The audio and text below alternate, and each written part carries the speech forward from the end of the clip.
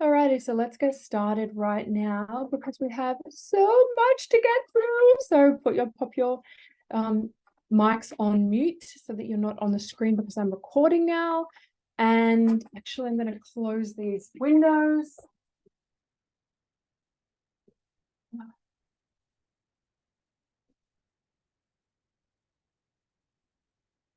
Probably going to boil up in this room, but anyway, let's get into it. So how do we build our business from flow, fun, and spaciousness? This is really a question for, if you think, how do you have spaciousness? How do you have fun? How do you relax yourself? How do you go into that kind of feeling way of being, right? It's your autonomic nervous system. It's your nerves. So having nerves of steel is where it's at. And we need to doing anything, like when we're on our edge, when we're on the razor's edge, we're on our pushing our, when we don't know what we don't know and we're going for it, like we've never run a live workshop before, we don't know how, like, what it's going to be like. We are really pushing our edge, and that's impacting our nervous system. And you'll notice when you've tried to do that, but you've kind of shut down, and then you felt shame, you felt toxic shame, you've been triggered, and you've been spiraling down, for example. That's super duper common.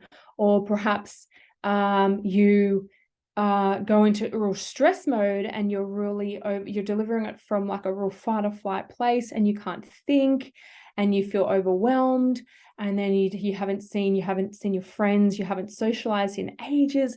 These are all responses from our nervous system to cope with the pressure and with the stress of running a business and doing anything, whether it is running a business, whether it is having children, whether it is doing anything in life that is causing you to kind of put your butt on the line and get out there and be seen.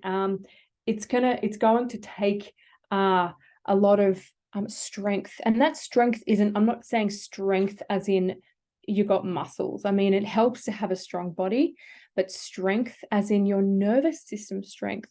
Because when you have nervous system strength, you can choose to be like, fuck it, today I'm going to have fun, I'm going to flow, and I'm going to feel spaciousness.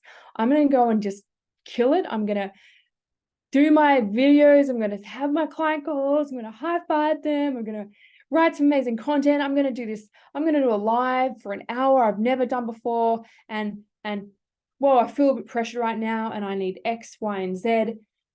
Whew, I need to take some long, slower breaths. Whew, I'm feeling a little lazy. I need to have some cold therapy, or I'm feeling super highly strung. I need to do some slower stretches and do X, Y, and Z. It's a way of state training. And this is real, like, advanced training that athletes and high performers have to know, because they have to know themselves in what they need to be able to be at their highest state, their peak. And I know that's what you're wanting. It's like, and that's the suffering of when we keep sabotaging ourselves, and when we the example of when you were wanting to do it and then you went into shutdown, or you went into lone wolfing, you went into self-sabotage, and then the shame, and then the self-judgment that can happen with that, and then the comparing yourself to others. Like, I don't want that for anyone. And I did go through that for many years, because I didn't have the wisdom that I have now, the knowledge that I have now, the trainings. I didn't have the experience. Experience is a big one. I didn't have all of what I know, and over a decade of being able to have all these ups and downs, and to feel the shutdown and feel the lone wolfing, and then realize, and then do some more training here, and then help some more people there, and help thousands of people. So tiny little bit about me before we jump right in. I have been running retreats, trainings, teaching lots of Kundalini yoga meditation classes and hatha classes. I'm also trained in NLP, mind detox therapy, as a kinesiologist.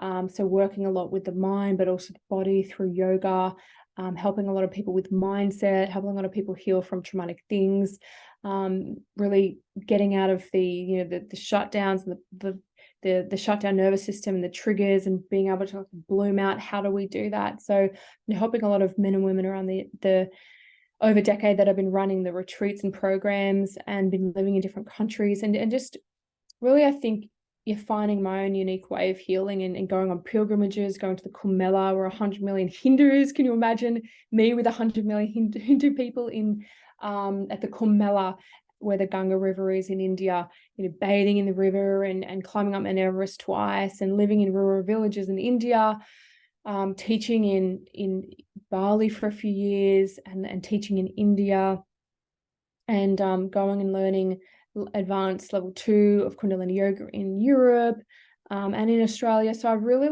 gone around, and in that time, I know that I was both obviously healing my nervous system, healing myself, gaining wisdom, but also receiving different transmissions from different parts of the earth to help my system heal and help upgrade my system. So in a way, we're learning through this training right now, how do you upgrade your system, and what does your system need? So I'm talking about your nervous system.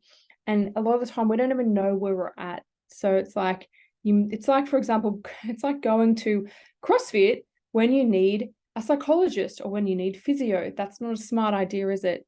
So this is the state that a lot of people are at. We don't really know ourselves, so we don't know what it is that our nervous system needs, and that's what we can get into when we're building a business.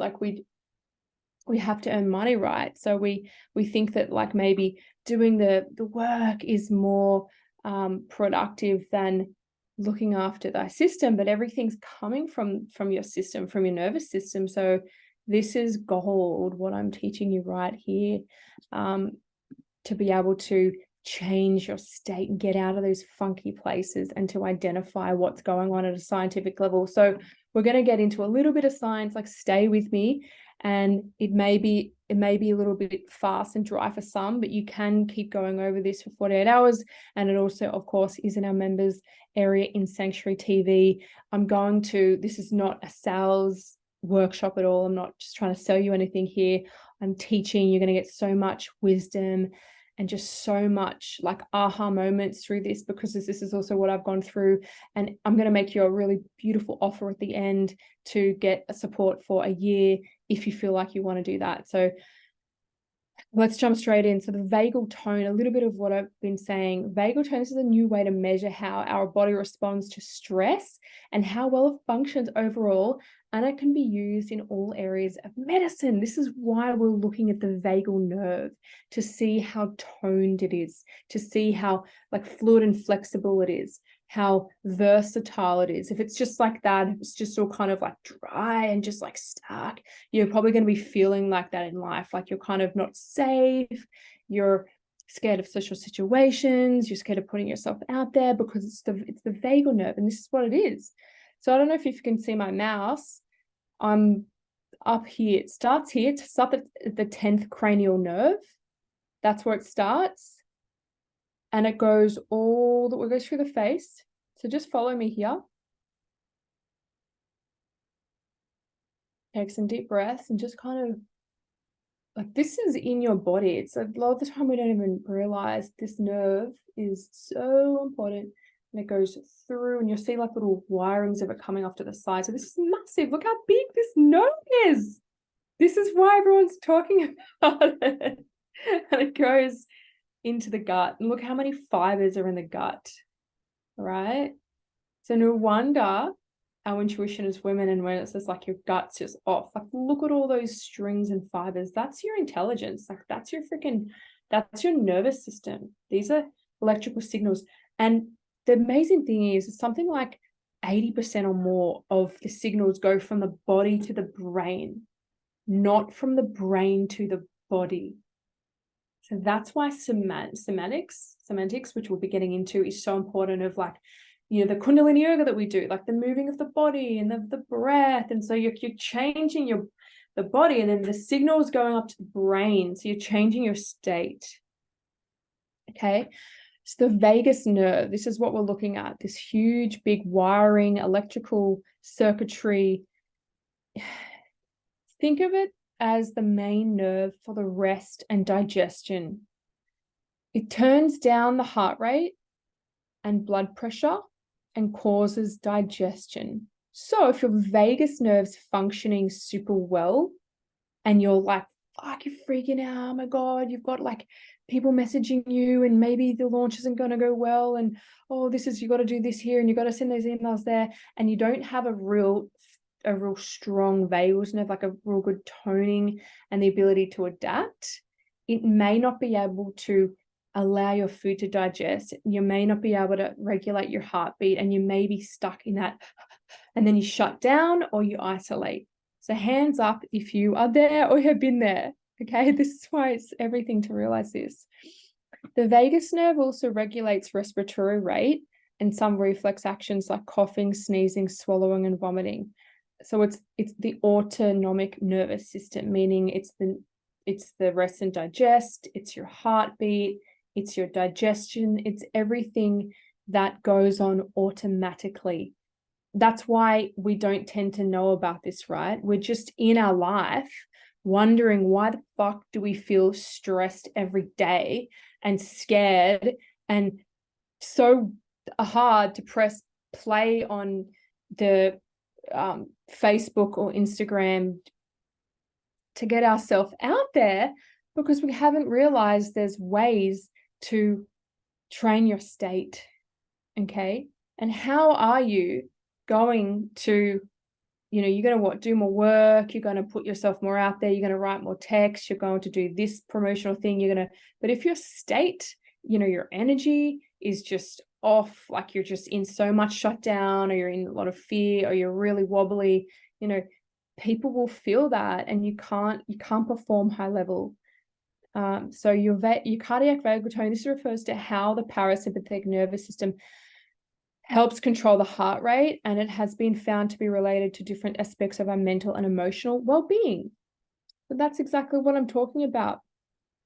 If you're stuck in loops of the performances, you want to do this, you want to do that with your business, you want to grow it here, you want to start it, you want to scale it, you want to be doing this, you want to do a course, that you're in this kind of cycle of just like, you're feeling down about yourself, you're having a lot of resistance, you go to do it, but then you're just feeling like stuck, and you don't understand that this is the circuitry.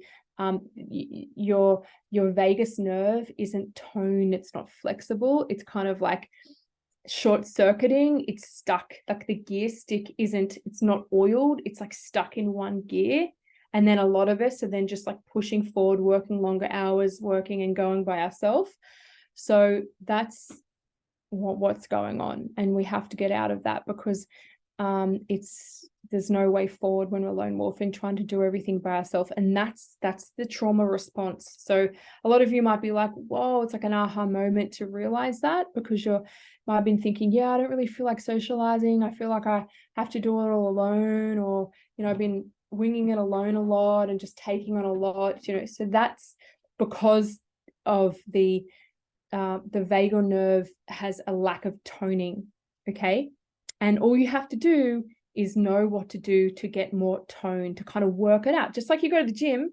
And so, for example, the example is you're squatting, right? Okay, you're squatting at the gym, you squat every day, you're just squatting, you're like working harder, you're pushing. The personal trainer's like, just think more positive thoughts, think that you're Hulk Hogan, think that you're Arnold Schwarzenegger, just go and lift the weight and just push forward and go for it, and you never have a break. What's going to happen? What's going to freaking happen? You're going to do an injury, aren't you? You're going to hurt yourself. You're going to not be in a good place. Your mental state will start to go downwards. Your results will start to go down. You'll be stuck in a cycle. So that's what people are doing out there. They're pushing forward. They're going harder. They're, trying to turn the negative thoughts into the positive thoughts. They're training harder, but they're not knowing what their system needs. They're not allowing time for rest and rejuvenation. They're not knowing what their nervous system needs for where they're at. And they're thinking that they just burn the midnight oil all the time. No, that is not the smart way forward, or the ability to be at your peak performance and truly deliver. Like, the way that you deliver what you want to deliver to the world is that you're in a regulated state, because the regulated state is, I call it the soul space.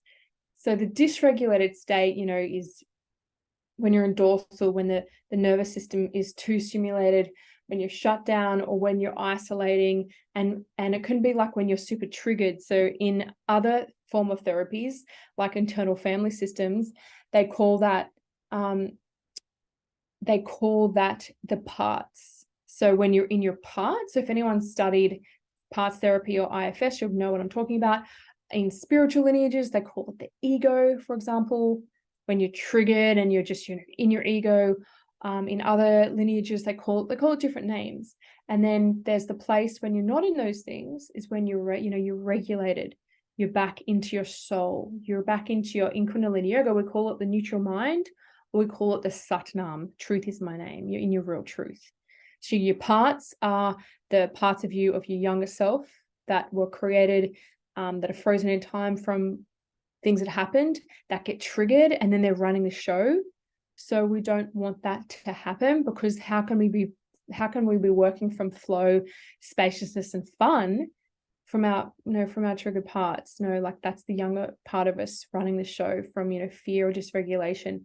So what we want to do is work on the vagus nerve, because when we get triggered, we'll know that we're triggered, and we'll know how to like maneuver the system to be able to come back into regulation and come back into, you could call it like the adult self leading the show.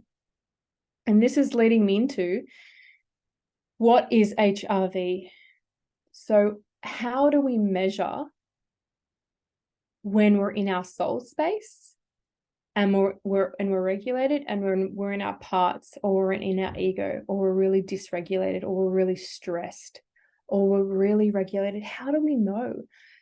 Well, we didn't know before. We didn't have the technology, but we do now. This is why it's so exciting. So heart rate variability, your heart rate, how variable it is, how many seconds between. So HRV is a way to look at the small changes in the time between heartbeats. These changes, even though they're very small, can only give us valuable information about how well our vagus nerve is working and how sensitive it is.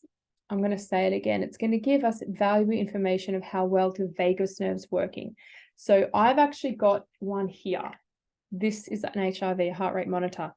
So you can easily order one of these on the internet. I'm not selling them at all. This is not a sales thing. At the last slide, I'll show you about, I've written down what one this is. I think this is like $70. You can just get online. So it takes the heartbeat from there, and all you do is download an app. I think the app's like $15. And then you connect it via Bluetooth from the app. And it's that fast. You just click the app, and then you click Bluetooth connect, and that's already switched on by it being plugged in. And then you just go bing, and it starts to beep. And you breathe, and you'll see the heart beating, and it will say heart rate variability, and it will say 0 to 100. So 0 is worse, and 100% it's more HRV, you're more regulated. So we can now measure our vagus nerve, or how much stress we have, how we're going, how regulated our system is, to then know what moves we want to make that day or that week, or what's going on with our system. Do we need to go to a spin class, do heavy weights, go see some people, push ourselves, do some social media, do another launch tomorrow, do this and that? Or, whoa, is our HRV really low? Wow, I'm actually really quite strong. My system needs some support. I need to do some slow stretches. I need to go and lay in the grass and to have some sun. I need to do some chanting. I need to do a soft Kundalini yoga class. So we get to know ourselves on a very deep level. How cool is this? How cool is this? So just take in this diagram for the last time, starting at 10th cranial nerve, goes all through here. This is why also tapping. So there's all these thousands of nervous system channels. And when you're tapping, we'll do a bit of tapping a little bit later. Helps to regulate the vagus nerve. Your breath helps to regulate, strengthen the vagus nerve. So have a look at this beautiful image of this lovely lady that I found. This is our avatar. This is what we all want, isn't it? A beautiful, balanced, I won't say balanced because we are changing every second, beautiful, regulated woman, regulated system, you know, that time. So even just sit like that. So sitting up, feet on the floor. I need to have a drink of water.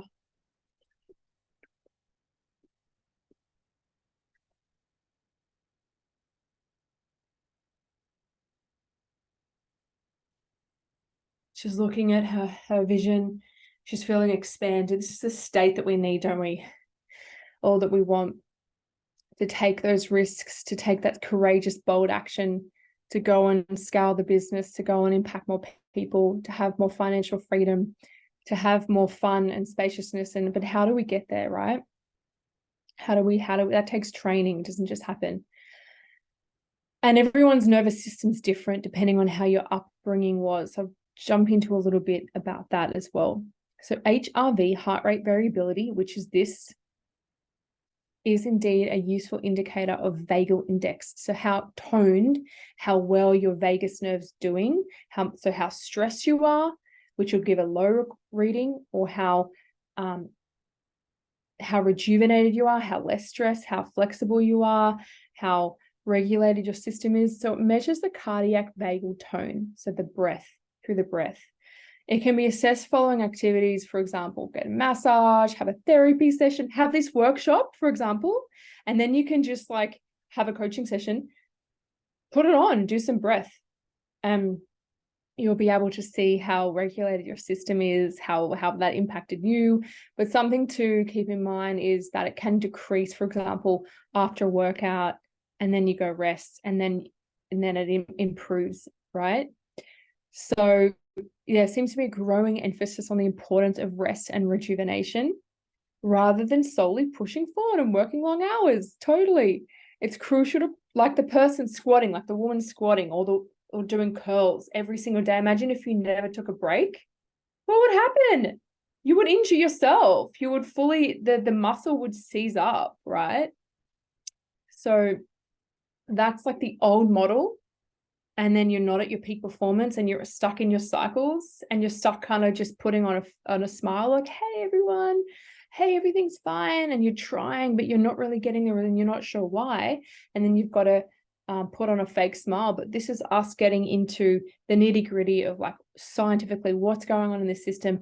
And also just for you to also be like, hey, we're all going through this. We're all human. We all go through all these reflexes and then how do we deal with that? We all go through the lone wolfing, we all go through the fear responses, we all go through the, oh my God, what was that live about yesterday? I feel really embarrassed. Was that weird? Or, you know, we all going through these things. So even that can be super regulating, right?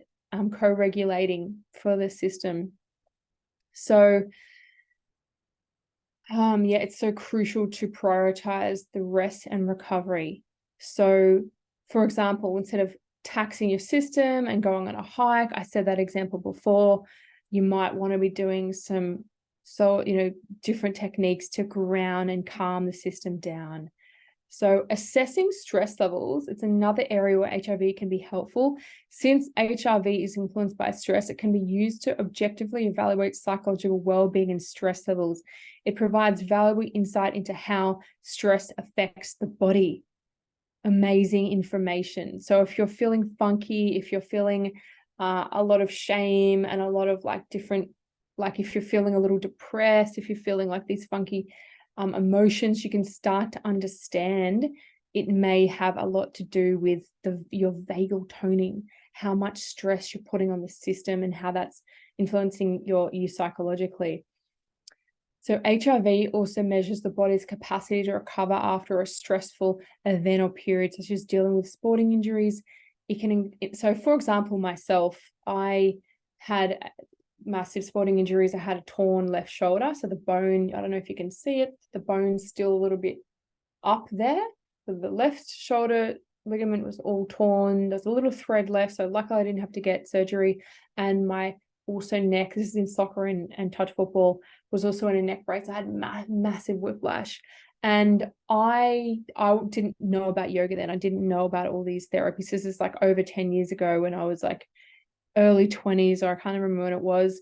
And I had really bad trauma, but I didn't know about recovery. I wasn't, I went to the physiologist, I went to the psychologist, but no one told me how to get over it. No one knew. And they just said, you have post-traumatic stress, because my body was just like, I'd go on the sporting field and my body would start sweating. And I remember I was at my work desk and someone came up to talk to me. And because the nervous system, the body didn't have the amount of time and the amount of healing recovery to deal from that injury, it just would I would have sweat coming down my arm sometimes. I would go into massive anxious spirals. My neck would lock up. No one was educating me. They didn't have this information. So it's, if you've experienced trauma, like a car accident or a sports injury, or if you have worked in a high stress corporate environment, which most people have these days, or if you're running a business where you're continually pushing yourself without taking time to recover. So it's like that endless spiral. It starts to, you have to work like you're working your bicep, your vagus nerve. How exciting is this? Because then you can choose the state that you're in. Then you can, your state. Whoa, I need to do these practices. Oh, I have a big launch coming up. I have lots of things. Okay, I'm going to do these more recovery things for my system. Oh, it's got a lot of, the HRV's down after the launch and all the things that I did. Okay, I need to do these practices. And you don't take it personally as much. You're not just oh, I'm feeling really scared and stressed and I'm locked in this mode and I'm by myself. And I'm you're realizing what the system's needing, right? You're able to kind of work with your body and nervous system and give it what it needs to recover and perform high level. So we the HRV provides a guidance on the need for recovery and help prevent long-term negative consequences. Huge long-term negative consequences on so many fronts. How many relationships and marriages end, or just needless suffering happens because we're not knowing how to regulate and take care of our system in the best way possible. So making informed decisions about what type of rest do we need and how far can we push ourselves. Yes. This is a bit of a funny image, isn't it? So the left image is, can I click? Oh, I can. The left image, oh, here we go. Let's zoom in on that. Look at that. Looks really weird, doesn't it? But these are all of the nervous system channels, the wiring. So I wanted to get a photo on that so you can actually get a sense of what I'm talking about. You have all, and guess what this means? When you shut down, you don't have to take it personally. When you lone wolf, or when you have lone wolfed, because we want to stop doing that, you've gone alone and you've thought you've got to do it all alone, you've isolated, you realize, hey, that's my nervous system's dysregulated. You can think about it from more of a scientific level. Hey, when I'm doing these Kundalini yoga activities and I'm tapping or I'm breathing or I'm really stretching my arms, that's opening up all this circuitry.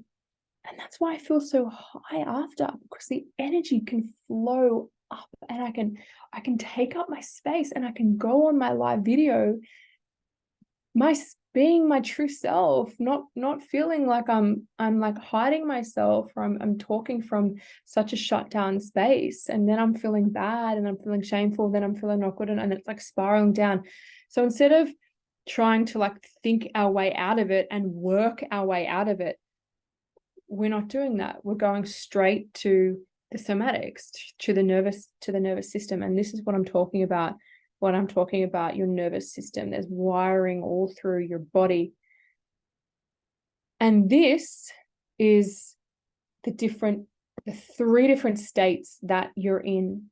So right now, you could, still in my ear, I'm just feeling like it's a bit like itchy or tight there. Oh, it's blocking my energy maybe.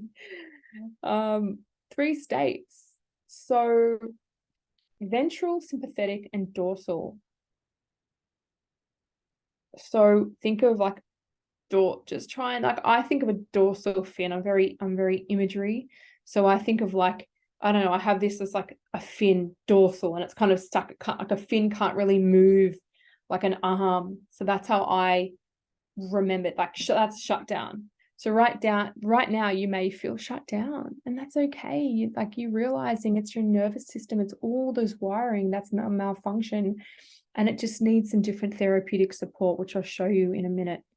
Okay, so dorsal, you may be stuck in that response, and this is just from the caveman days of our mammalian brain. The bottom of the brain is the survival, and this is what would happen. The system would shut down because you're in danger. So it's not going to give energy to any other system like digestion or thinking about new things. It's just basically like, fuck, we have to survive. So that's just the response that's happening, and the system's just trying to protect you. So that's dorsal is one part of your nervous system response. Okay, the vagus nerve, you can be in dorsal. You can be in sympathetic, which is mobilized for fight or flight. You may be in car, maybe road raging. You may be looking at other people's businesses and they're doing well, and you're like, fuck, and you're just like in like a sympathetic response. Someone's pissing you off, you feel like fighting them. You're feeling stressed and agitated. Someone's complaining about something you did, and then you just like F them, and so you're in the sympathetic. It's amazing to start to see your system instead of it being you and you're just feeling a victim. You're just like, whoa, I'm in my sympathetic. I'm really pissed off right now. I'm really over it. And I need to do this. I need to log into Sanctuary TV. I need to go and ground my feet in nature. I need to do this breathing. I need to go and eat this food. I need to go and do this thing because my system needs to go into ventral. So ventral, or you want your system, you want to feel safe and social. That's when you're in the fun and flow and spaciousness vibe, when you're in ventral. So ventral is safe and social. You're feeling secure, connected to people around you. So that's the 3 different states that you can be in. So even right now, pop in the chat what state you're in, and it's not judging any, we're not judging any state. We're not like, oh, we're failing or anything. It's just literally having the awareness, and then, okay, I want to get out of dorsal. I want to be in ventral more. So that's all this is. So yeah.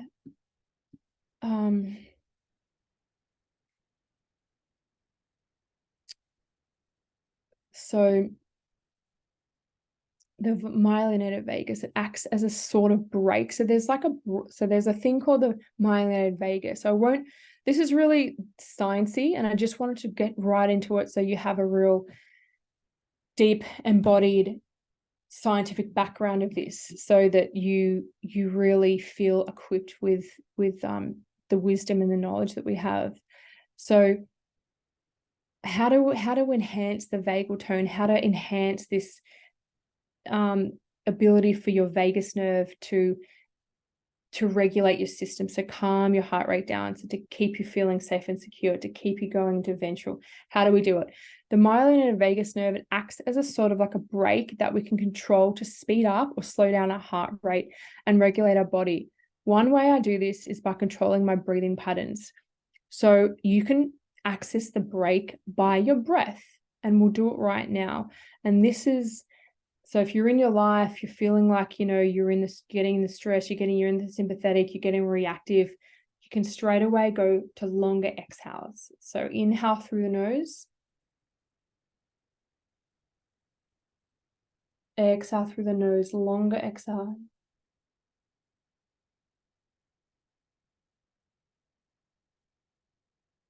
Inhale, nose. Let's open the window here. Exhale, nose. Longer on the exhale. Longer on the exhale accesses the vagal brake. So the ability to start to move from shutdown or sympathetic and into ventral. So the ability to start to regulate your system. Hey, I'm feeling the fear. I'm going to do it anyway. But how do we actually do that? Okay, I'm going to do a longer exhale. Let's even just start tapping. Don't tap right up here. Just feel the part where the rib ends and slightly above it, just tapping with both hands on the sternum. So you're tapping, going to be hitting some beautiful acupressure points, and you're breathing through the nose now, longer on the exhale. Feet flat on the floor. Close the eyes. Really breathe, open the lungs as big as you can, but don't like hurt the lungs, and just feel yourself starting to regulate. And that's starting to access this vagal brake, which means, hey, I'm going to start to regulate the system. I'm going to start to slow down the heart rate. I'm going to start to calm the system down. And okay, so keep doing that while I just finish off this slide.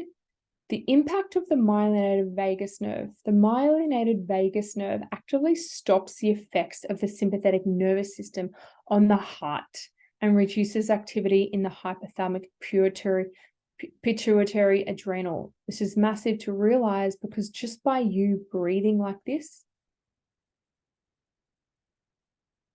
and tapping, you can start to choose the kind of state that you want to go into, because this starts to build and strengthen your vagal brake, which it stops the effects of your sympathetic nervous system. It stops the effects of you going into a fight or flight state, or being, you can get out of the fight or flight state of feeling agitated and stressed and starting to shut down or work harder and longer, but you're in the fight or flight, so you're not getting the results that you want, because every energy that we're giving out, we're getting back.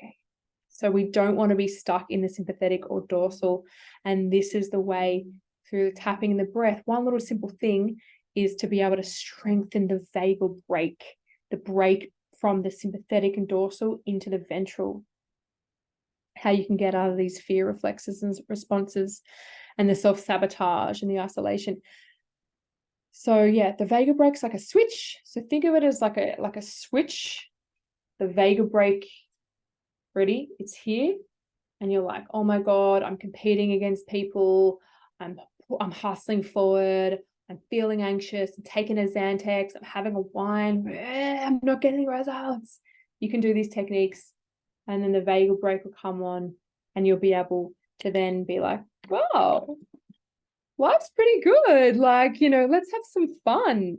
Yay. And just, you feel way more relaxed. You feel more spacious. You feel like socializing with people. You feel safe. Okay. And you might be thinking, well, why does Sally over here, or why does Pete over here, like they seem to just be like just chilling out all the time? Like they're just, why is it me? Why I'm feeling this dorsal a lot. I'm feeling like dismobilized a lot. I feel like I get scared easily. Well, we can't pinpoint it, but our developmental years have a lot to do with it. During you growing from a little baby, the number of myelinated vagal fibers, so the amount of these fibers which allow you to, you're in a real high pressured situation, you've got to go speak on stage, you've got to launch a product, you've got to pitch it, and you may just shut down, you may just be like, fuck, I can't perform. Or someone with a lot of myelinated vagal fibers may be able to slow their heart rate, may be able to just be like, I'm gonna have fun out there, everything will be fine, I'll just nail it, just like they can just keep calm and open and relaxed. This is to do So this is juicy stuff, because you can realize like, okay, I just need to have more myelinated vagal fibers. And maybe I have a lot, maybe I don't, who knows, but it's to do with when you're growing 24 to 28 weeks, pregnancy until when you're born. By the time of the birth, the number of fibers is similar to what is observed in adolescence. So all the fibers are growing at that pinnacle time, right? When you're in your mum's womb. So what was going on at that time is very important, because it dictates how many these myelinated vagal fibers, how much they developed, how they developed, how toned they were, how reactive to stress and threat they are.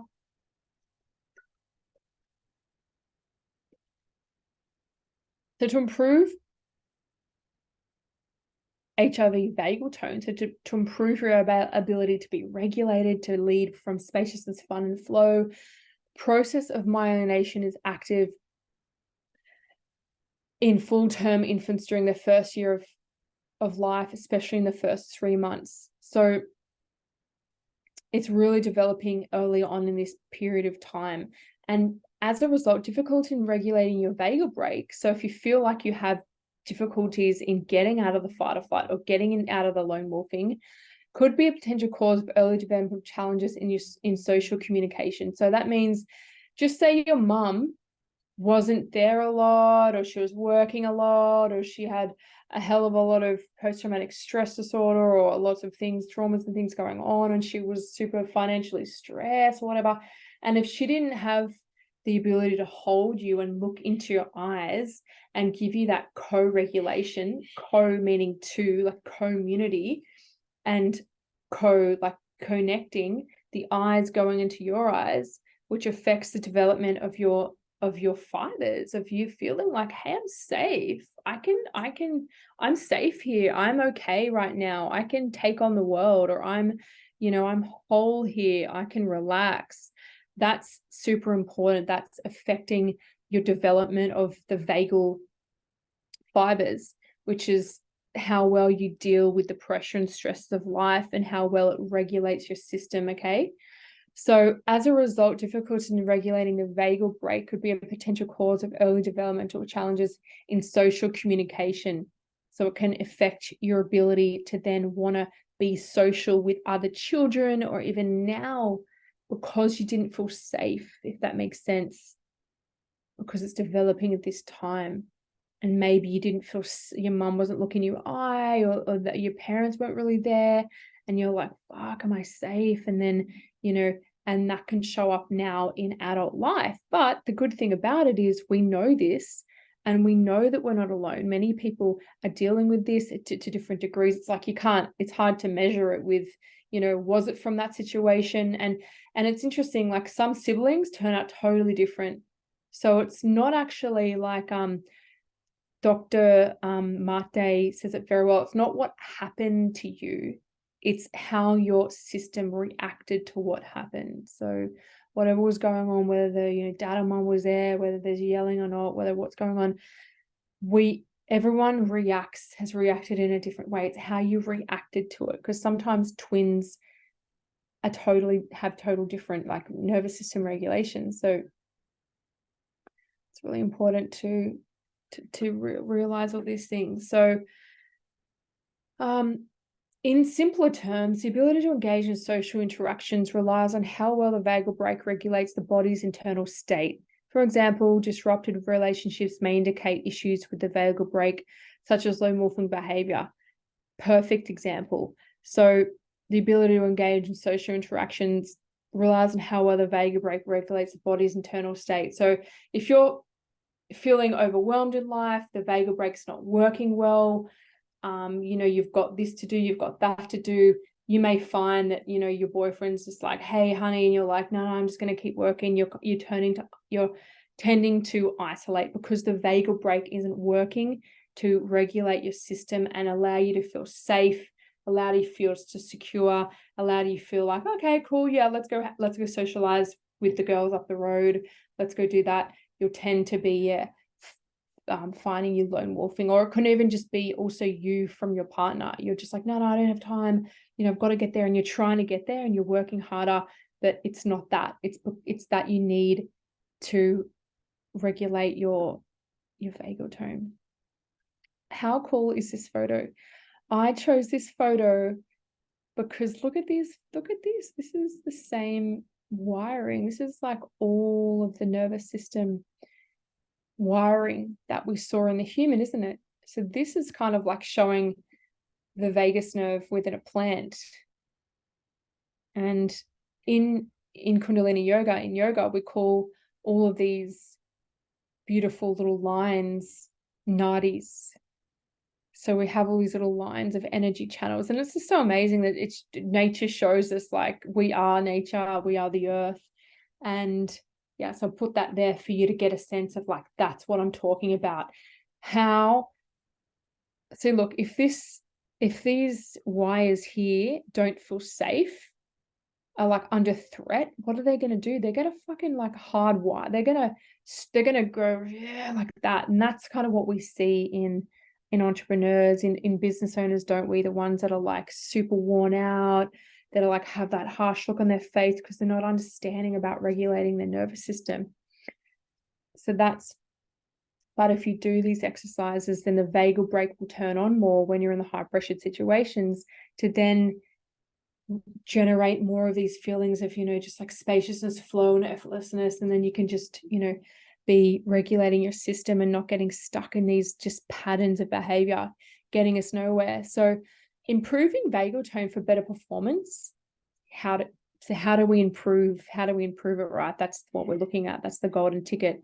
When our body's internal balance is disrupted, so i.e. you've got to go on a live video, you've got to go and have a first group coaching session you've never had before, or you've got to come to a retreat, a program, and you're scared about that, whatever it is.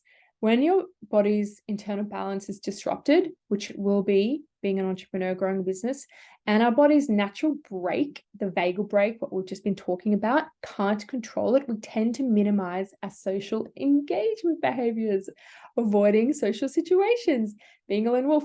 Who is like, holy shit, this is what I'm doing right now. I am so happy if a lot of you are having light bulb moments, because I didn't know this years ago, and maybe it was for like a lot of my life, actually. I don't know if anyone relates to that. I felt alone a lot, and I really believe it was because my vagal fibers and the vagal brake couldn't function properly. So I was in a kind of like a protecting state, feeling alone a lot, and I don't want that for anyone. So a healthy and strong vagal brake is important for managing stress.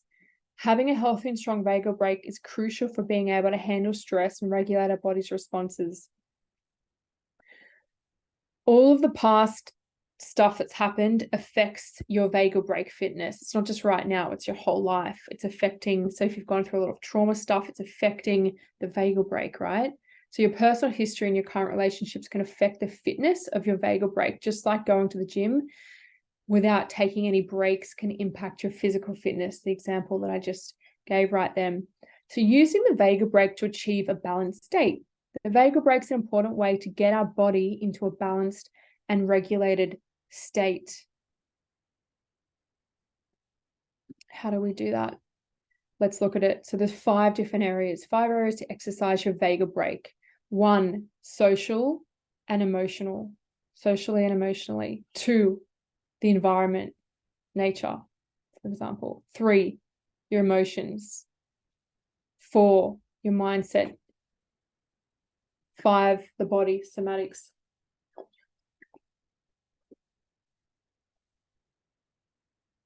Okay, let's drop into the first one. Environmental exercises. So some of these might sound super duper basic and like, oh my God, I know this. And like, it's like, if you just implemented a few of these from this training, it would just absolutely be worth like so much money, because it just would change your whole regulated state and the emotions that you'll be feeling. So environmental exercise, so nature, bringing nature in. Like I have a plant right here. I don't know if you can hear those birds. I have nature all around me. I have the sky that I can see. I have plants in here. I have water near me, spring water direct from the earth, not through the pipes.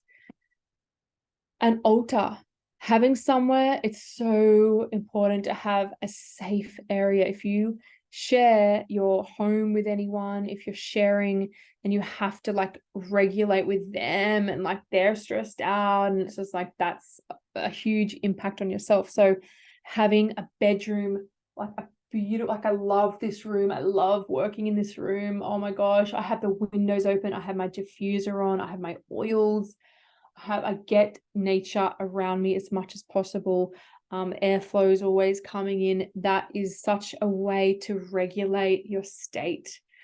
Obviously on there's a salt lamp, there's saging, like whatever rocks your boat, whatever. It's like whatever makes you, for me, a clean desk, like a clean house. I've realized I've got a cleaner coming in every single week now. Before I'd have it less frequently, every single week. And I'm just noticing, oh my God, I feel so regulated when she's left. Like, it's just like it fully takes off stress from my body. So yeah, being near water, seeing nature. So just jot down in your journal anything that you could implement right now. Maybe you could put a pot plant in your room.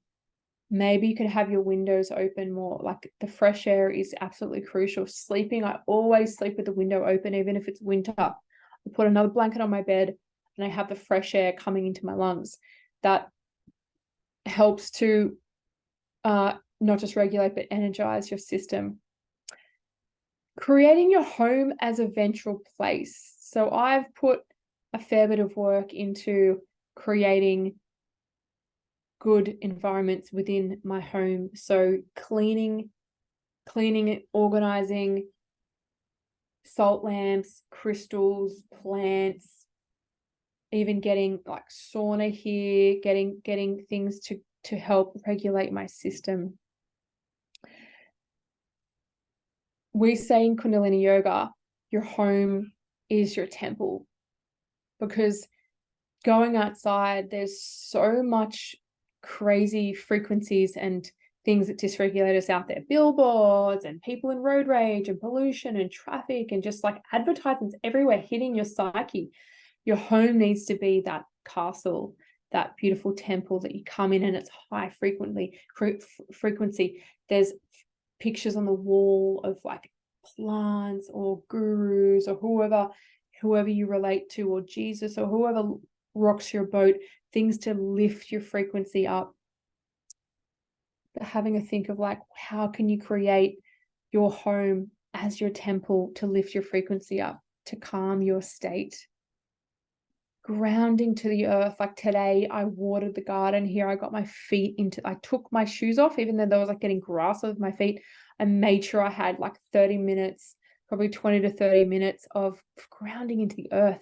So positive to get that nervous system connected to the frequency of the earth to further regulate it. Organize your environment, making sure, you've got your vitamins over here in the morning, you got your joggers next to the bed to go for the walk.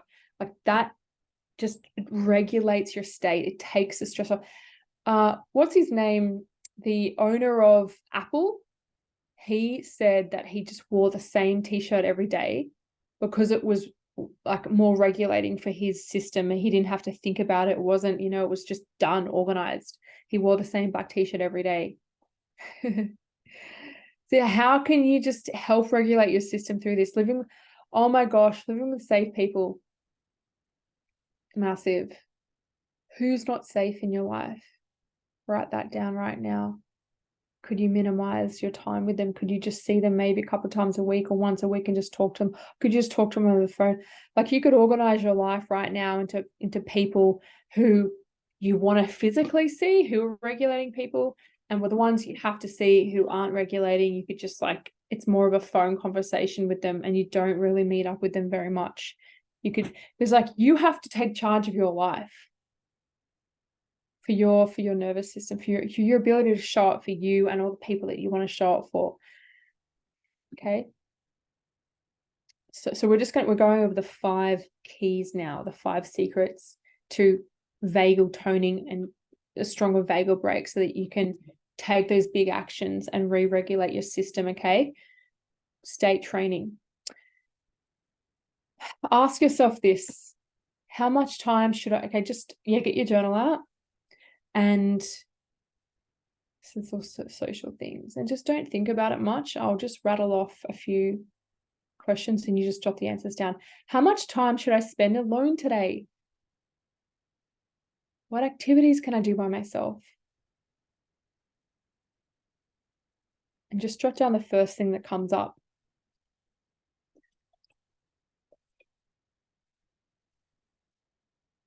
How much time do you want to spend with others today? If it's late, you could just do tomorrow. What activities will you do together? What tasks do you prefer to work on independently? So in your business, what tasks you get off on? You just want to like work on them by yourself. You just like feel good with that. It regulates you. What tasks are better done with the help of others? So it would really help your state, your whole nervous system, to have, maybe it's tasks that you just, man, you do not like that task. Can you outsource that to someone? Can you get your assistant to help with that, or something like that, right? Which relationships do you neglect due to overworking? So that is the lone wolfing happening.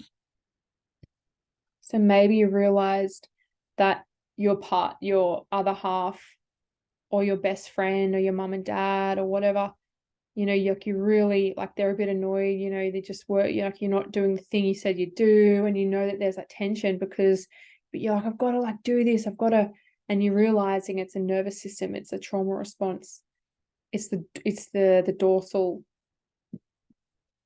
is shutting down, you're going alone. And so that's just a mammalian, that's a very old way of dealing with life. That's when you're cavemen and women, and you're just literally like, I'm just safer doing it alone. I'm in survival. No, it's not safe to walk out of the cave and go and socialize. So that's just what's happening. So you're not going to take it personally. No use to take it personally and start to feel bad about ourselves or shameful. You're just looking at, like, it's so good to look at the science of it, because you're like, fuck, that's why I've been like doing life like this. So it's so liberating for us. How easily do you get too involved in relationships? That's a good one. So you're just like merging with everyone. You're just like, oh my God, what's going with them?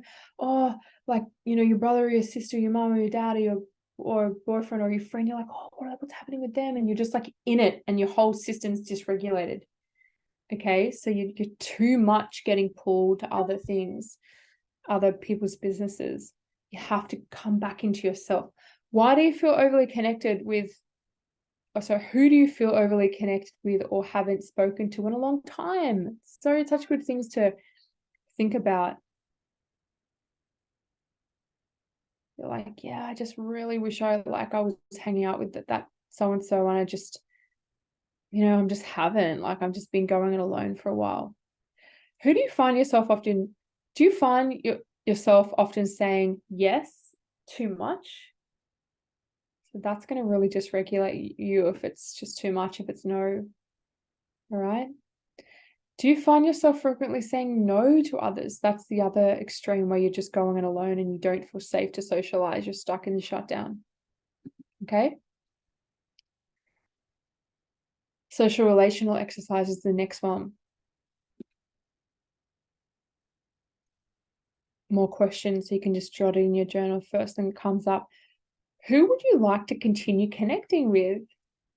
You're just like, oh, they regulate me. My grandma, oh, with my neighbor. Wow, that long lost friend. Like, I really love how they make me feel. Like, I really haven't, gone on a retreat for a while. Or I really like, my massage therapist. Like, I really feel good with them, and my system really needs that. Or who are the people who'd like to know better? Like a freaking epic person, and you're just like, why don't I just hang around? Why don't I just invite them over for a juice and have a few people over, and just they've got so many cool fresh ideas, they're working on themselves, or they're just they seem grateful for life, they're quirky, they're pretty fun person, they listen to me, or they hold space, you know. New friendships is so powerful. What are some things you enjoy doing with friends that you like to keep doing? So in the photo, like getting together at the beach and just like giving each other a massage and each bringing a plate of food, or the park, or, you know, having barbecues together, or going to a some workshop to, like, just, you know, it's just like sometimes you just get in these patterns of behavior that's just opening up your mind to think all these things that regulate your system. What are some new things you'd like to try with others? So maybe even co-working, very powerful. If others are there who are, you know, also regulating people and are also like on the same page as you, you can even pop a post in the Sanctuary Facebook group and pop a message out, you know, co-working Sydney this day, who wants in, or what times are best for you. So positive to get out of the lone wolfing. What are some things you enjoy doing alone that you'd like to continue or start doing? I love horse riding, and I know that's been on my mind for a while. I'm going to make a point to start horse riding again. Who are the people you feel comfortable around? Massive question to ask. So check in with your heart. Who are the people you feel sympathetic towards? So that means you're in fight or flight. You don't feel totally safe. So a good way to like measure that is like you could just say anything.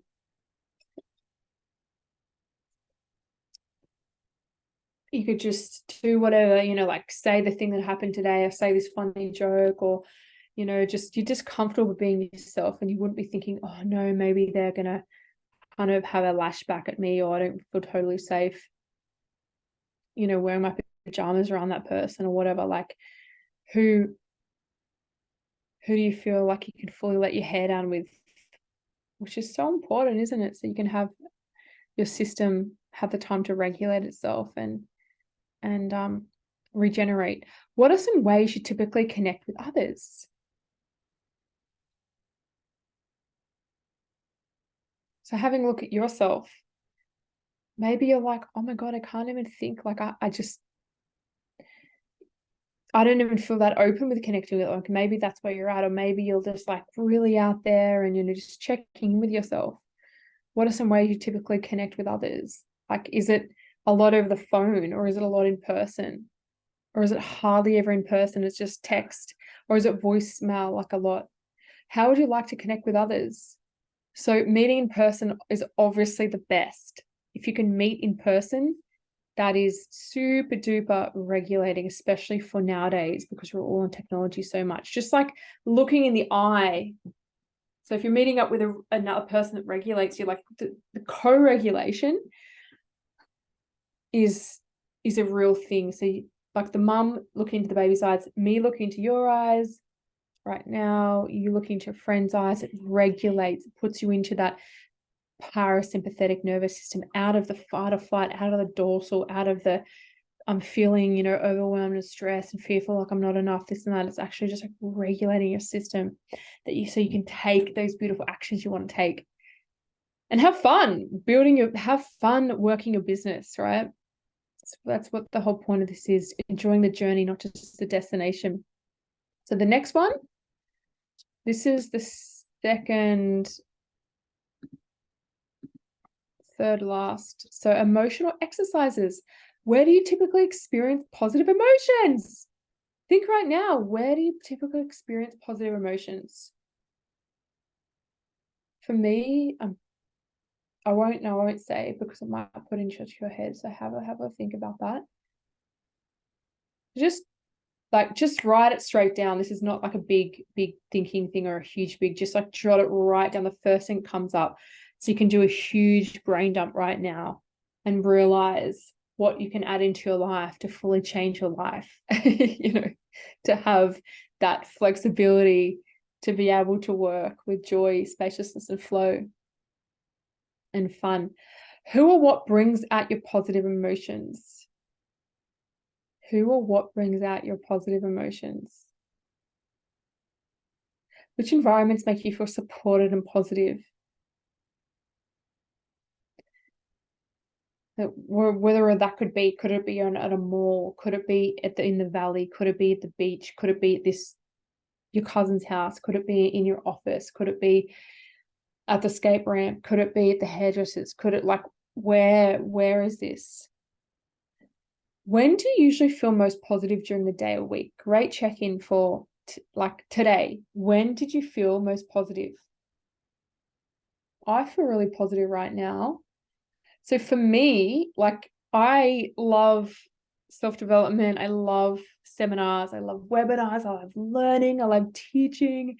So right now, that's why I've created my life around this, and why I'm going to be doing more of these things, because I've realized, like, I'm actually regulated when I'm doing this. I don't know if you can tell, like, I'm in the zone. And it's like, when I'm not doing this, I realize, like, I'm not in the zone as much. I'm not regulated, because I just want to be doing this more and more. So I'm going to be doing it more and more.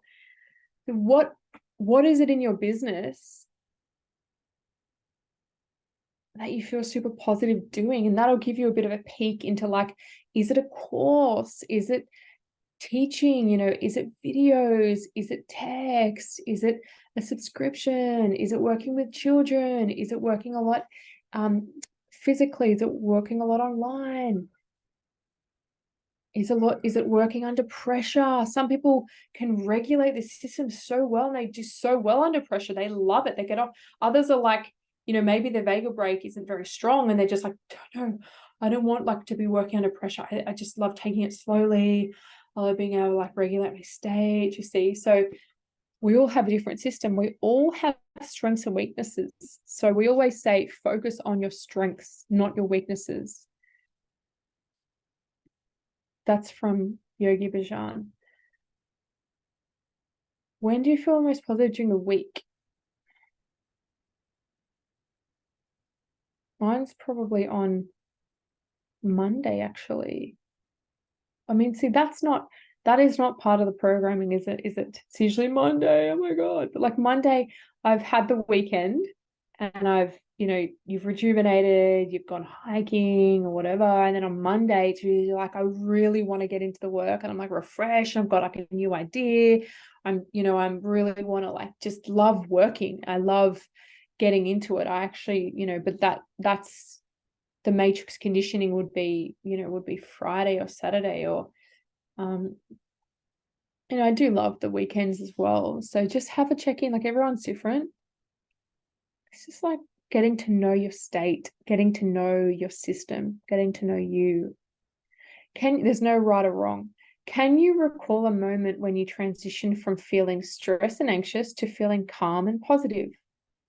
So the first moment that comes into your conscious mind, can you recall a moment in transition from feeling stressed and anxious to feeling calm and positive? How did it feel? It's just like feeling into your system. How did that feel for you? Really somatically feeling it into the body. How did your emotions feel? How did your thoughts feel? And how did your actual physical body feel? Can you recall a moment when you done that? Who or what makes you feel playful? Is there someone that just is super fun, makes you laugh, makes you just feel like so high in life, just like brings out the giggles in you, makes you just activates that inner child, just brings out that side of you? Maybe you can hang around that person more, or people like that. Who's just a total annoying creep in your life? What prevents you from feeling playful? Like, who just drains, who kind of looks at you like, and just competes or something, and it's just like, really just, yeah. Maybe you can just have that person you only just text that person, you don't give your energy to that person too much. Okay. Do you have any music or mantras that help you feel positive and grounded in your body? I have, like, so many mantras. So I play mantras. This is my other phone. I play mantras from this phone. I'm not doing it right now because we're doing this. And this is what I have playing all the time. So if you have an old phone, in Sanctuary TV, we have lots of mantras that you can just easily, download from iTunes or Spotify, and you just can keep looping them. So that helps to regulate your system. and strengthen all of your nerves, and really helps to keep your mental state in a real positive frame of mind and balanced. And even it's just amazing. Some mantras like Bodhikattam clear out ancestral and family patterns, and just it's ancient sound frequency. So this is stuff that you can just do, and you're not doing anything. You play them when you're sleeping very low. You can have them so you don't have to do anything, and they're just helping you. Okay, so absolutely get the mantras pumping. If you need to know what mantras, just you can message me. You can ask in the Facebook group. What emotional state would you like to be in most of the time? Great question to ask yourself. I'd like to be joyful. I'd like to be grateful. I'd like to be in flow. I'd like to be having fun. What a great question to ask yourself. And what a great thing to just say every day. Hey, what if I just felt grateful? Hey, what if I just felt playful? Hey, what if I just felt spacious? Actually, just feel that, right? Like that's nervous system training. This is what we're doing, training our state. So your default might be like, oh, nothing ever goes right for me. Fuck, life's stressful. There's just so much shit to do. Fuck, getting it wrong a bit. Did I do enough? Like that could be your state. Or you could write down this right now, this question. What emotional state would I like to be in most of the time? So for example, I have bold courage, I have play, and I have gratitude. So there you could write down like 1 or 3 things, and that could just be your thing. Hey, I'm just being grateful. I'm just being bold courage I'm just being playful. That's who I am. And every day you just start to just say, thank you, God, or thank you, universe, for allowing me to be bold courage, plain, grateful. You could just have it on your wall. Thank you, God. That's who I am. That's the energy I bring to people. So that's changing your state. And every day you're just like, thank you. And even if you don't like, even if you don't fully feel it, it's just keep, you can just say it. And you can even just like imagine in your mind, like you can even just do a little smile, because it's just state training, right? We can either just keep being how we were yesterday, and then you're like, you get to 70 or you get to 40 and you're like, did anything even bad happen? Why was I scared so much? Why was I like comparing myself to others so much? Why was I like stressed so much? Like what even really, it's your nervous system. So you may as well just say, hey, I'm going to feel playful, because you felt playful when you were 10, right? So why can't you feel that now? So it's just training your nervous system. So and this trains us to hold more. So if you want to do anything in life, you're earning more, impacting more people, scaling your business, adding more lines onto it, it's the capacity to hold more, which is your nervous system. It's your strength of your system. You hear those people that win the money in the lottery and then they lose it all. You hear that, right? Because they didn't have they didn't have the nervous system strength to hold it.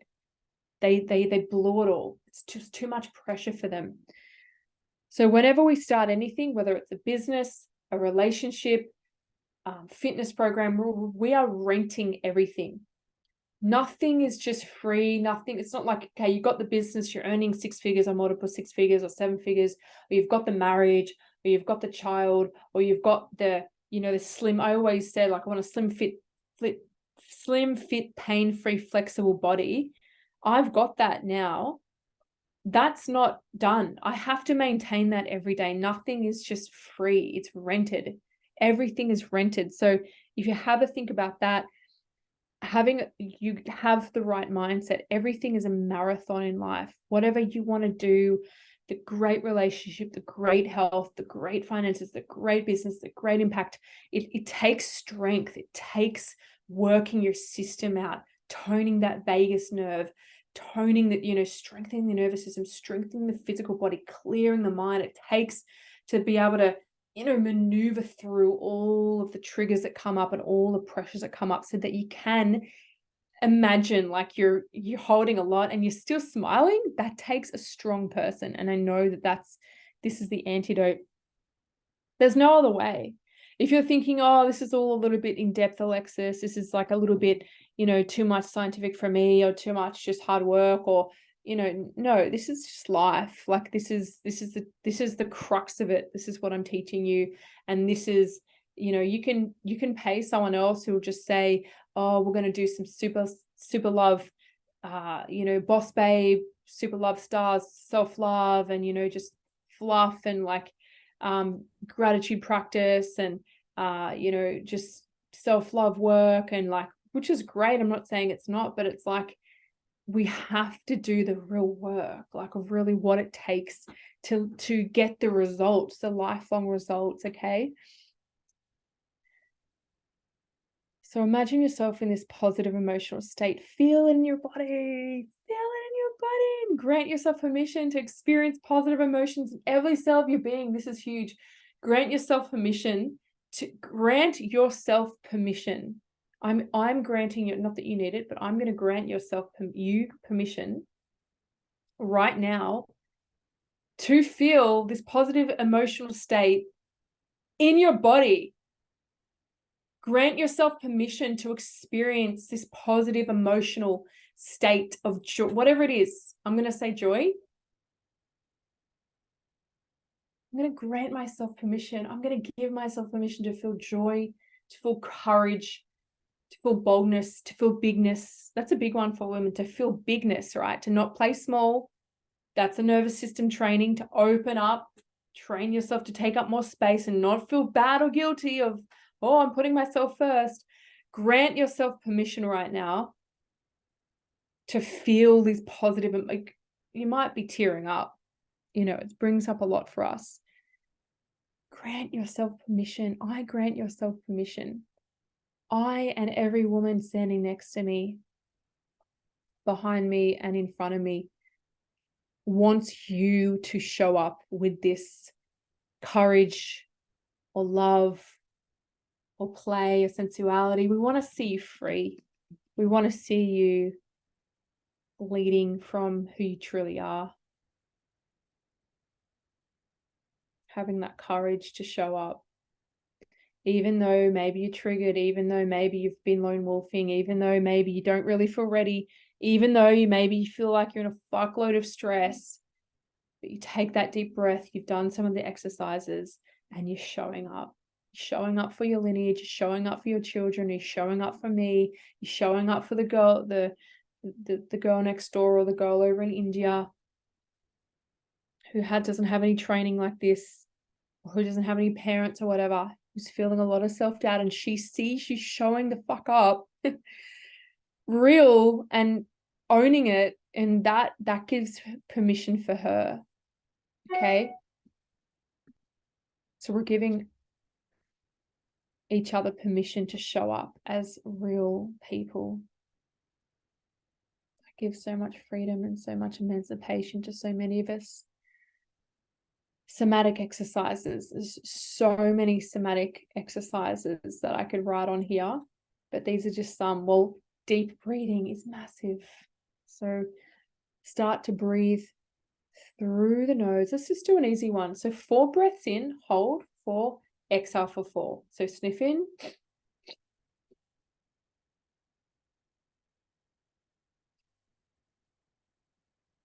little bit slower.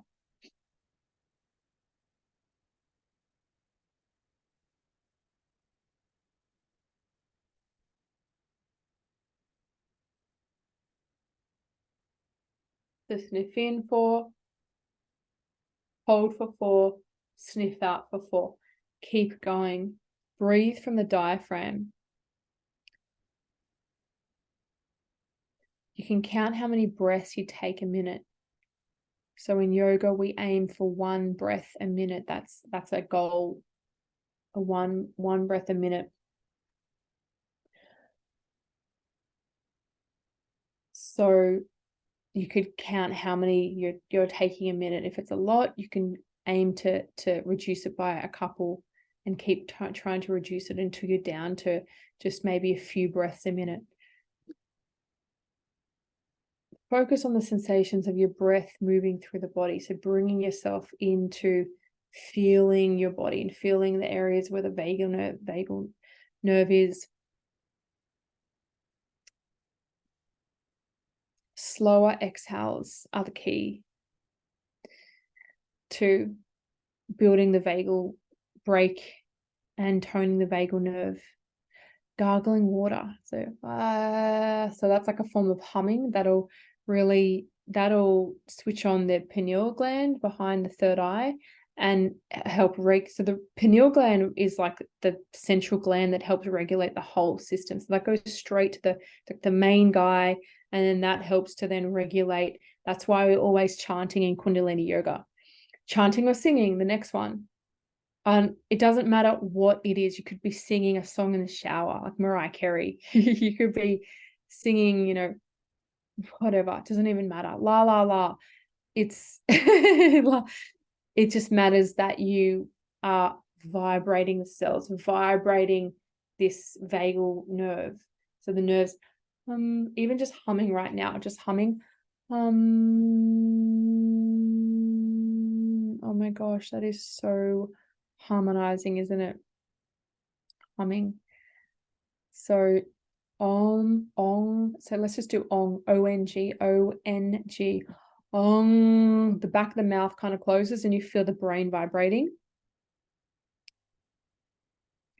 Ong. Super regulating for the vagal nerve. Exposing yourself to cold temperatures, cold, ice baths, cold showers, super healing and regulating. Moving your body through walking, dancing, or shaking. Shaking is like the bomb. Sometimes my partner thinks I'm mad, but when I'm on the phone a lot and like the energy's stuck, I don't know if you feel that, but I just go like this. Oh my gosh, it feels so good. Even do it right now. It's just so good.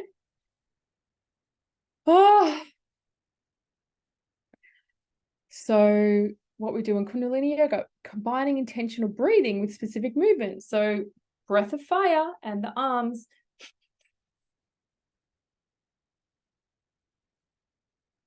The breath of fire is in Sanctuary TV a lot. So pumping the belly twice a second, breathing through the nose.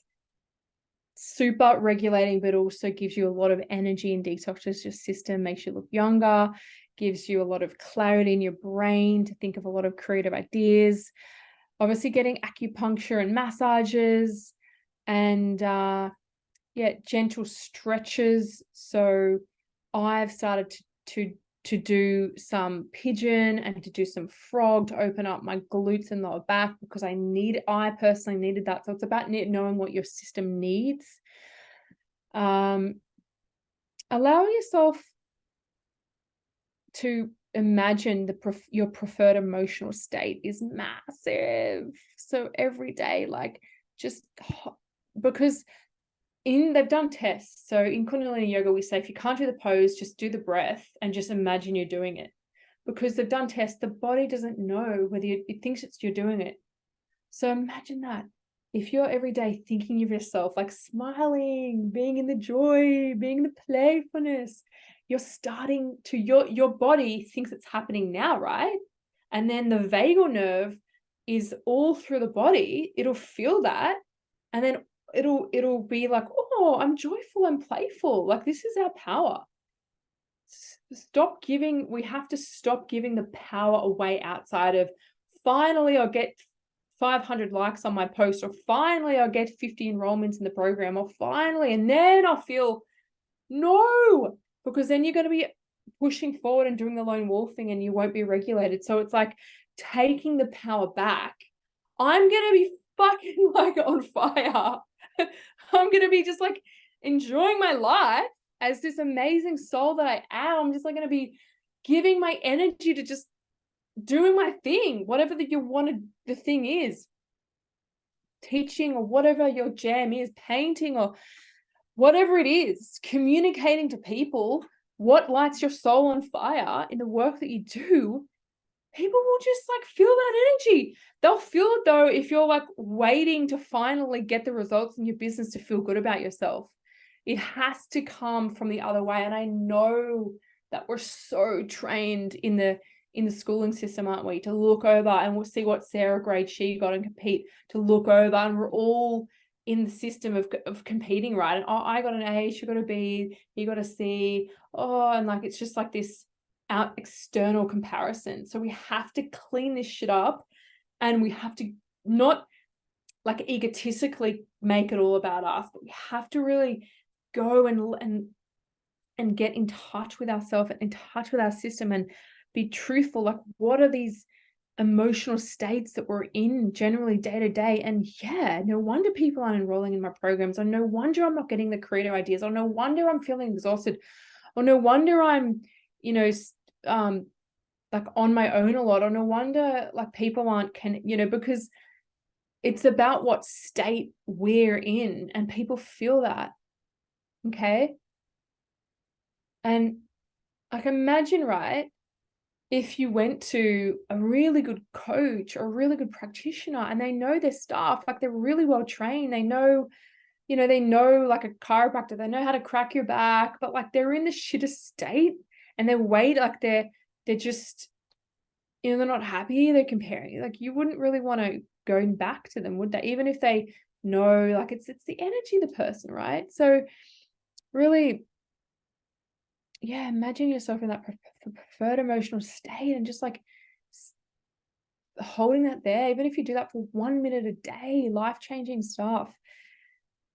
Sighs. So I write he next to the sighs, because I know in the spiritual community, it's just like, my boyfriend laughs about that. We make like jokes about it, because in our retreats, I would sometimes do that, and it was like he'd find it a funny thing, and it's some people's jam, and some people's not the jam. So you find your thing, you find what lights you up. You might get off on that, and it is very regulating for a woman, especially.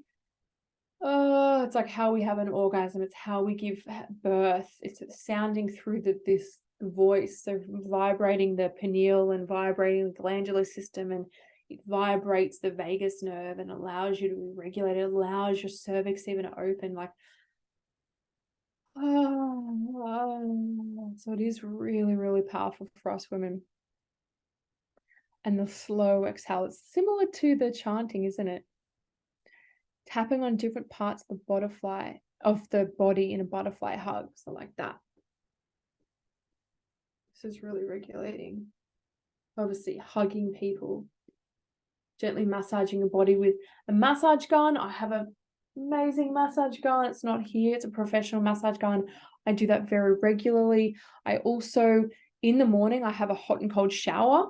Sometimes, just depending on how I'm feeling. Today I had a hot and cold shower, and then I rub oil all over my body in the shower. I massage, especially my breast area. I massage my body to get all of the blood and all of the system, all of the lymph, blood, everything moving through the system.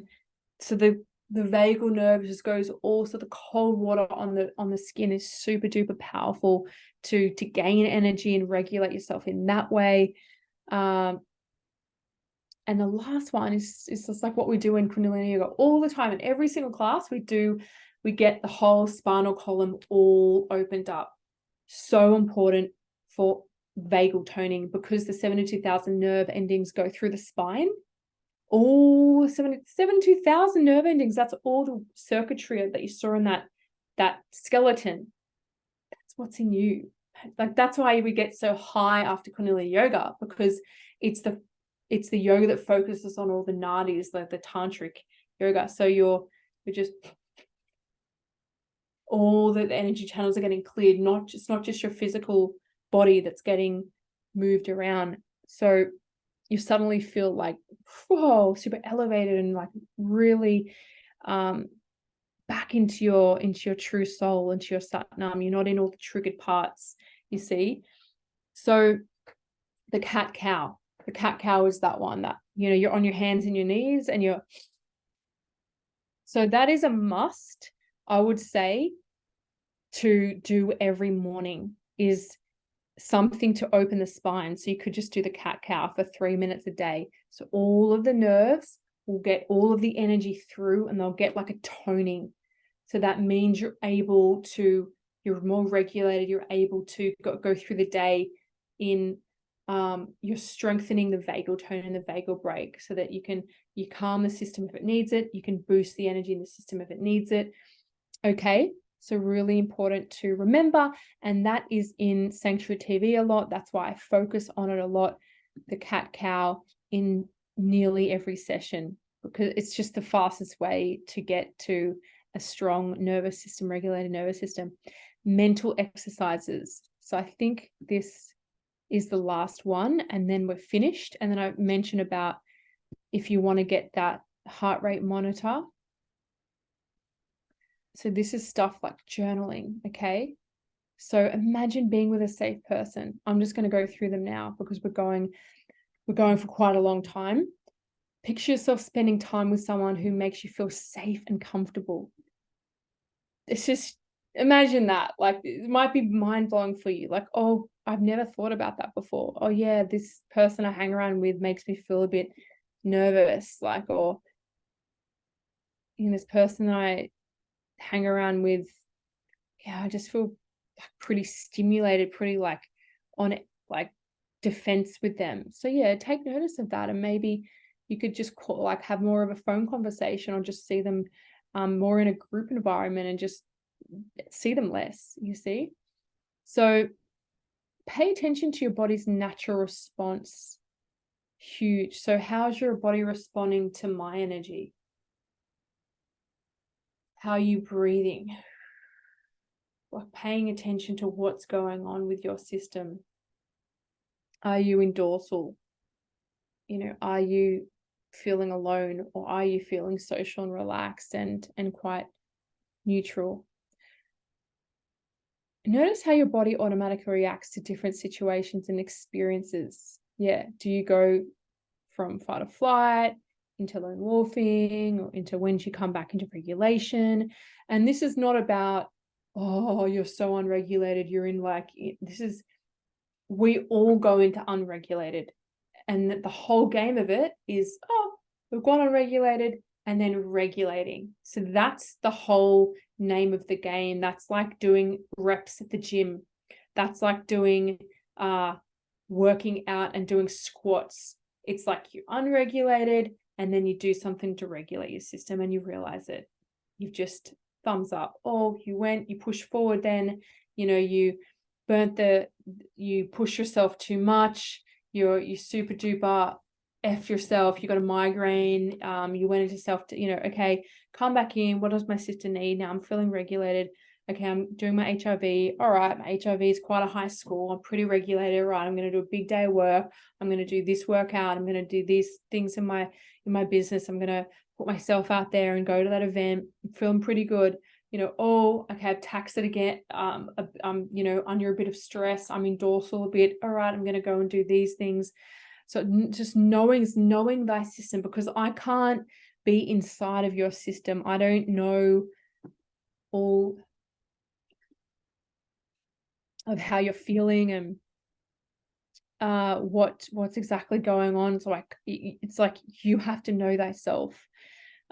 It's you taking that sovereign leadership inside of yourself, not giving it to the doctor, not giving it to the church, nothing wrong with going to these institutions, just letting you know, like, we really want to take our power back, really owning our own self-leadership. Connect with your authentic self. It's like, what does that even mean? Like that, how do I connect with my when do I feel connected to my authentic self? What does that even feel like? Great question to ask yourself. Be present with your true self while experiencing different states of being. Yeah, being really present. How do I feel when I'm in the Blue Mountains? How do I feel when I'm watching Alexis's things? How do I feel at the end of the Kundalini class? How do I feel when I'm with my partner? How do I feel when I'm seeing the news? How do I feel? Like, really checking in. Yeah, write in a journal about your states. Acknowledge your sympathetic state. So just acknowledge it's not right or wrong. It's a part of you protecting you. See that we're not wanting to shame and blame. It's literally your system's protecting. It's trying to defend itself from the fight or flight. When you feel mobilized and ready to take action, your sympathetic state's telling you to do so. So checking in with that and noticing that feedback and noticing what that sympathetic state is like. Recognizing your dorsal state. What is your dorsal state letting you know? So your dorsal state is the fight or flight, is the shutdown state, is the, you're overwhelmed, you're really stressed. It's the vagal tone is not working properly. The vagal reflex to calm the system down, it's not working properly. And what does that, state feel like? And then your ventral state, that's when you feel social and you feel fun, you feel playful. So embrace your ventral state. What is your ventral state inviting you to do? What does it want to do? To journal these different states, that would be a really great start. Noticing, just even have like your journal open on your desk, and it could be like, I'm fully in dorsal, like this is what thoughts are going on, this is what feelings, what's emotions. I'm really in ventral, I'm feeling amazing. What made me feel like that? Okay. So there's just so many things to look at here, so many beautiful nuggets. Identify what you want to deepen today.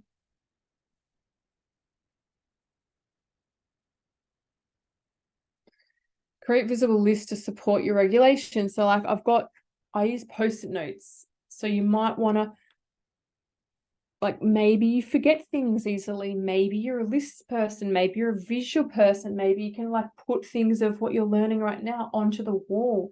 Maybe you can have a whiteboard, get your space organized, clean space, things, notepads, things, notes everywhere. Like that's what helps me and makes me feel super on the ball. And I can easily like look at these things that I've written out and I've learned and just like read over them and take them in deeper.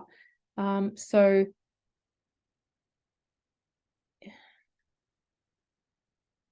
yeah, in the morning, reflect on what you want to create or achieve today. This is huge. Identify potential obstacles and plan strategies to overcome them. So if it's like, today I want to achieve writing a couple of beautiful emails for my lists and sending one of them out. And I also want to film a reel of me explaining what this course is that I'm launching. I want to get that done as well. And obstacles to that, maybe I feel like I'm not like, what are obstacles? Like I feel my heart beating fast when I have to put myself out there. I feel, do I know the information enough? I feel like, am I ready for this? I feel like, what are people are gonna think? And I feel a little bit of resistance. I feel like, sometimes I do it again and again because it's just not good enough. And I'm noticing these obstacles, and a plan to overcome it could be, I have my diary out and I jot down when I'm going to do those tasks at this time, because organizing it is also very regulating.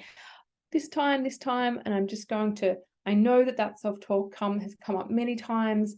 And, I know that's, being a student is one way that we tend to just stay stuck. It's just like, oh, I didn't know enough. So just, I know that self-talk comes, I'm going to breathe in, I'm going to think of the words of whatever your word is. Mine is bold courage, play, and gratitude. I'm going to breathe in. I'm going to just put a smile on my face. I'm going to say those words. I'm going to think of Alexis or whoever, I'm just going to press play and I'm just going to have fun with it. And I'm going to move forward. And then another thing to do is celebration. So I'm going to when I do it, I'm going to cross it off and I'm going to tick it. And then at the end of the day, I'm going to celebrate myself. I'm going to go and give myself a sauna. I'm going to go and take myself on a bushwalk. I'm going to go to call my friend and have a good chat. I'm going to make myself my favorite meal. Whatever the things are, like to really celebrate and get those positive emotions flowing through the system, because there is a tendency in all of us to always be like, I'm not there, you know, I'm not, it's just like, I'm not there constantly, I'm not there, even though whatever you do in the day, it's just still the same kind of looping of like, I just didn't do enough, I didn't do enough. And we want to shift out of that and get into celebration mode. In the evening, review what you did today, assess any obstacles you encountered, and brainstorm ways to overcome those obstacles for tomorrow's success. So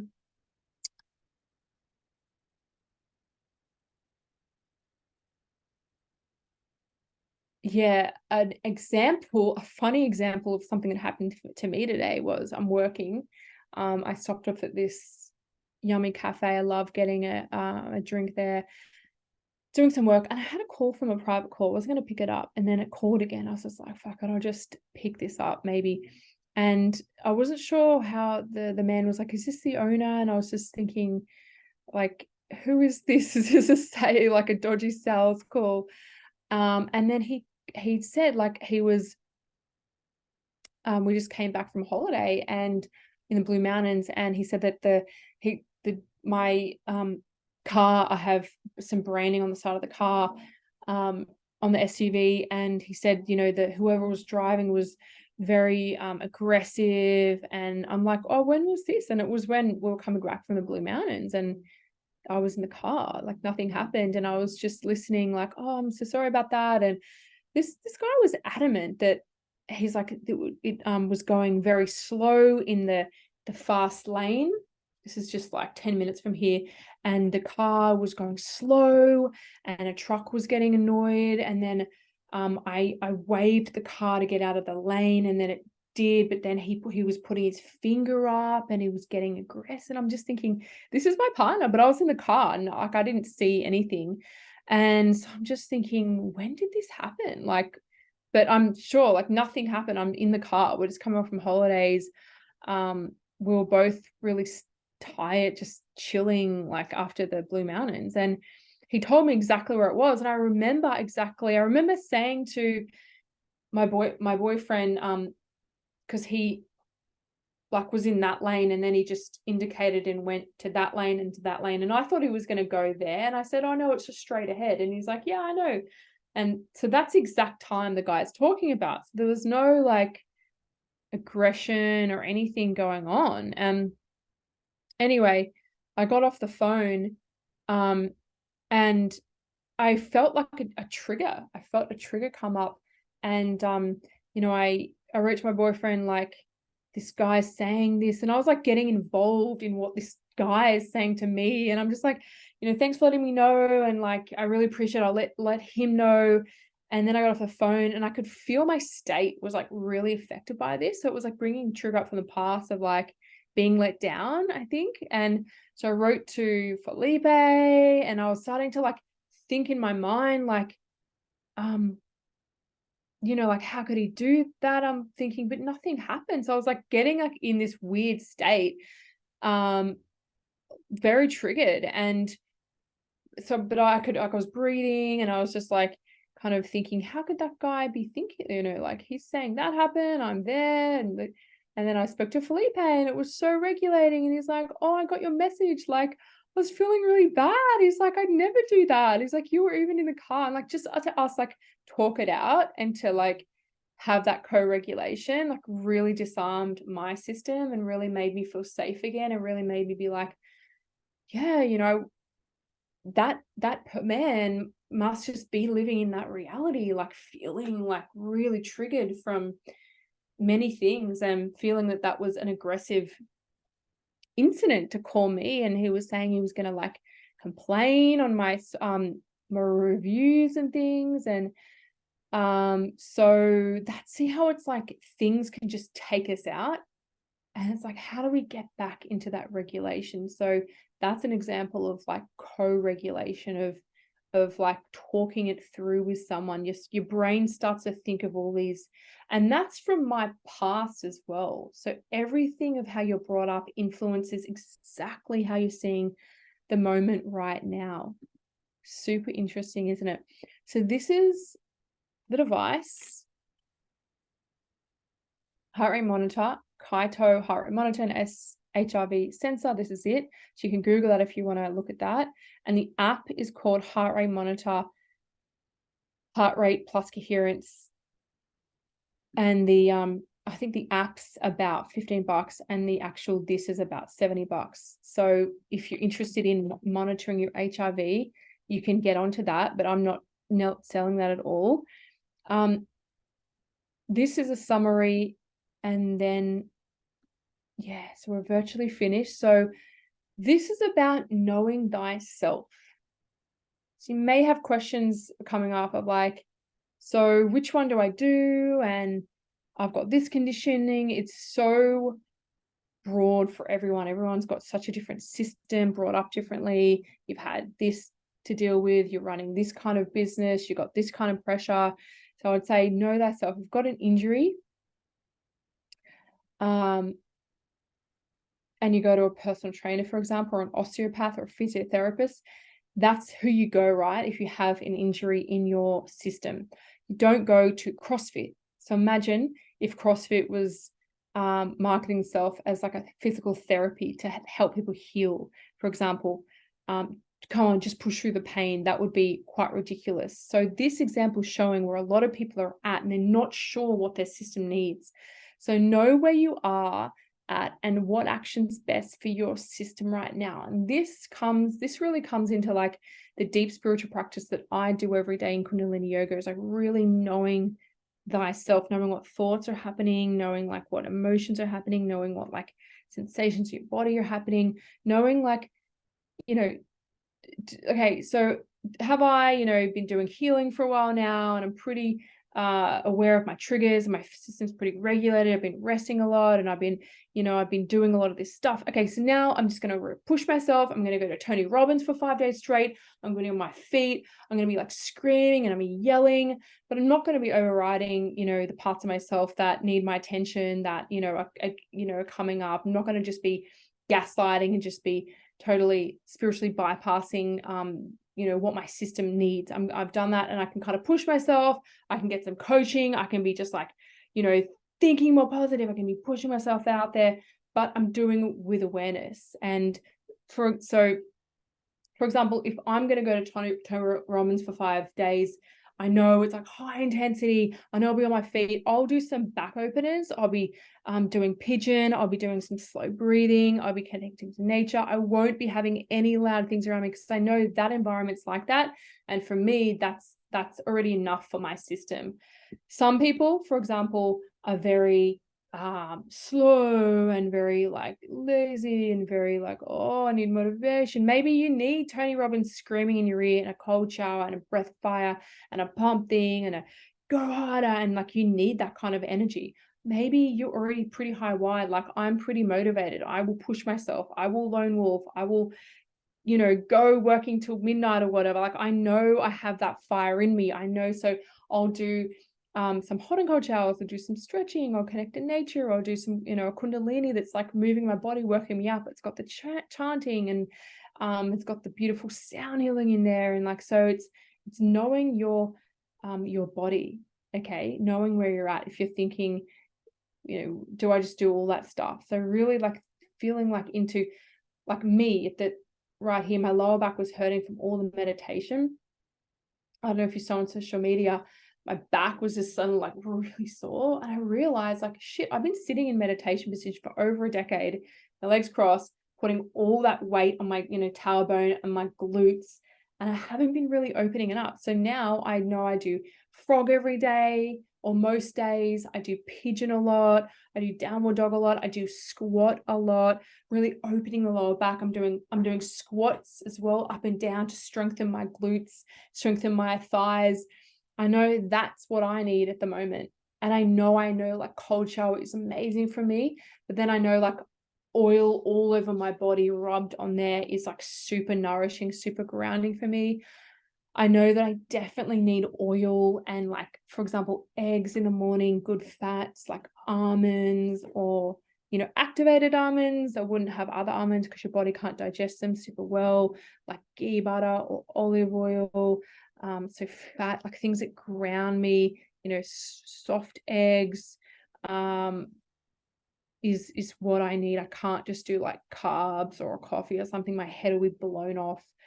You know, my nervous system will be burnt out. So super duper important to go at this from a holistic perspective.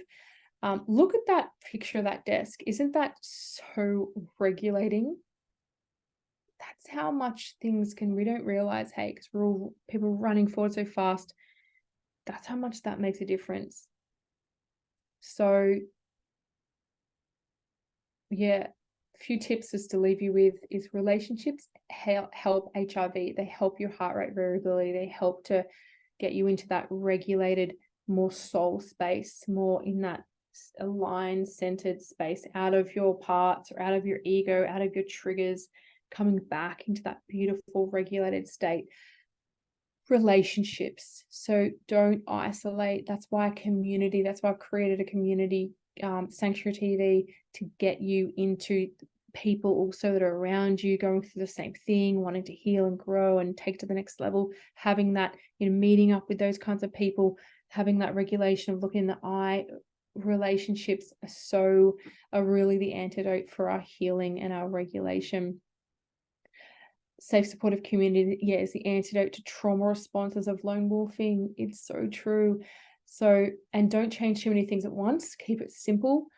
Keep it really like basic, like, okay, you know, office desk organized, take a few things of what I said and get going at it. Last biohack, being around your epic people, 3 solid friends. You can't go wrong with having like 3 solid people in your corner to help give you that solid nervous system support and regulation. So I even think of it as like a triad, you know, 3 solid friends. It's just so, you then just want to launch out, right? Because you feel that safe support. So if you do feel like you want to take it further, you can get an amazing offer right now of 40% off a whole year of mentoring and coaching, and how this is different from other yoga or meditation platforms, as it's not actually that. It's mentoring, it is coaching, and it is yoga meditation through Kundalini yoga. So you've got healing practices. So going inside, as I said, you've got to see what you need. So do you need to get to the root cause of the resistance coming up to take those next steps? Do you need to understand your system of what's going on? So there's healing work within Sanctuary TV, healing audio files and healing videos, so you can just follow on and get the tools and get the processes to do the healing work on yourself. And once you feel a little bit more on your feet and you might be like, hey, I want to be coached forward, like today is a bit more of like coaching and education. You can be looking at lectures like this, workshop like this, taking the information and taking coaching support to like further motivate yourself to go to the next level and write your goals down and really be held accountable. And then also mentoring. So mentoring support of like holding space of like what's coming up, and, you know, giving some like mentoring, soft mentoring support. So not just coaching you forward, like, okay, what are the goals? Get moving forward, giving some compassionate feedback. So there's those 3 different areas in this, you could say, personal development arena of healing, of mentoring, of coaching. I've studied all areas, so I can cover all of the areas, and you can see which kind of part you're at. You know, oh, I'm pushing myself forward. I'm getting like I'm getting really dysregulated, stuff's coming up. Okay, I need to go do some more healing stuff. Whoa, I've done some of that. All right, I can go blast out, do Tony Robbins, or I can, you know, get my goals happening and like reach further. Oh, I need to, you know, regulate my system a bit more. So you're kind of always coming back and forth.